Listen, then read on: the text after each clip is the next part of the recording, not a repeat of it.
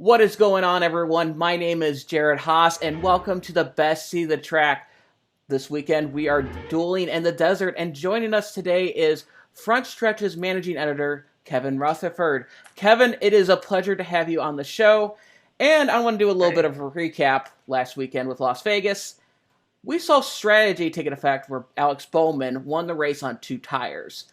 And I'm going to put you up there as America's crew chief. 2 laps ago, you're the leading dominant car, and you're coming down pit road. We've seen in the old generation car, four tires, always way to go, pretty much no matter what, except for a few exceptions.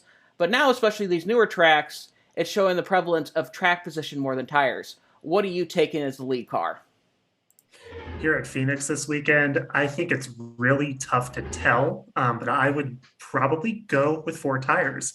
And I know people keep saying that, and then it like bites them in the butt because then it doesn't matter. But I think this weekend, Phoenix is a track where tires matter a little more than a lot of the other tracks on the schedule. And because of that, I mean, I don't want to see my car sailing into first turn and then, smacking the wall and ended my day, because I didn't take four tires. Oh no, I think this is the weekend where it actually will matter a little more versus, Vegas or Auto Club.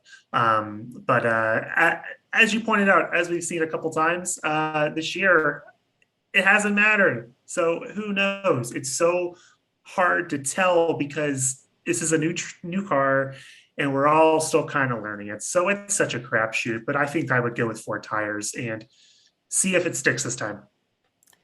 Like I said, next gen car, it's a learning of a new process too. And last weekend with Denny Hamlin, there's still a lot to learn with this car, especially with the drive cane shifting. Like I said, you have to shift up to first, but when you go into the other gears, second through fifth, you have to shift down.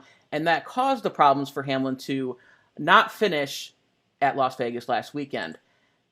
Is he going to turn it around at Phoenix, or do you think this is going to be a telltale sign of how much Joe Gibbs is struggling compared to Penske and Hendrick Motorsports? And I feel like if he doesn't do well here, then something's wrong. Not just his past results at the track. He's been pretty lights out. I mean, he's only had, I guess, one win the last couple of races there in 2019, but he's pretty much always near the front, right? And he's going to be near the front tomorrow. I believe he's starting second, and he's been fast. So I feel like if he doesn't get it done this time, something's really wrong. But the fact that he's been able to qualify on the front row seemingly indicates, oh yeah, this is finally going to be the place where he finishes better than 15th, which is his best finish so far this year, I believe. But at the same time, like we said, new car, something weird could happen, and he might be sailing into the first turn wall on lap 20. I don't know. We'll see what happens. Well, that's the unpredictability of NASCAR, and that's why we run these races too. And It's Kevin, true. like I said, we are at our picks of the week, and let me show the standings real quick. Last weekend, Brian Gable was with us and picked Ryan Blaney, who unfortunately wrecked out after Brad Keselowski spun. I had William Byron, had a good fifth place finish, and of course, I'm going to start with you. Like I said, ball is in your court. You got to get on the board for, like I said, the guest on the show. Who are you Heck yeah. picking to win and finish the West Coast swing with a win?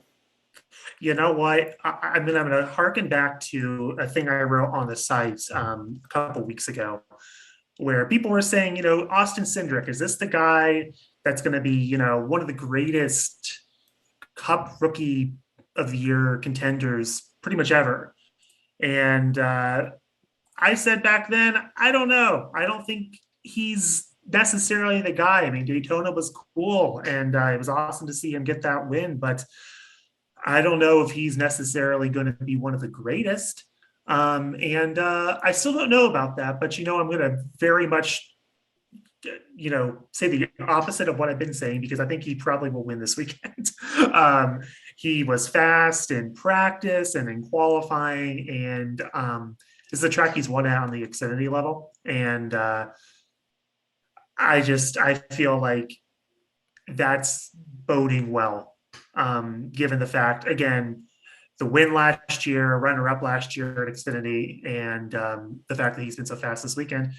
Uh, Apparently, this is his type of track. We're slowly starting to learn, I think outside of the road courses, what his type of track is. And it seems like Phoenix is something he can really excel at. So I'm going with him. Why not? Let's see what happens. It seems like Phoenix in more of the flatter tracks like Loudon has been more of Penske's playground. So I do agree with that, Sure. that Penske's going to perform well. But I'm actually going to go with the pick that we talked about with Denny Hamlin. Ironically, on the show, when I was back with Zach Sterniolo back in Darlington, we talked about his concern not winning in the regular season, and he won at Darlington. I think I still see the same way where there's kind of a pressure to perform for Denny Hamlin, and when he's back against the wall, and the scenarios, like I said, he hasn't had well with championships, but I think he can perform well and win here at Phoenix. He has a good starting position with second place, and I think that's going to translate well for, Joe Gibbs Racing finally getting their first win this season.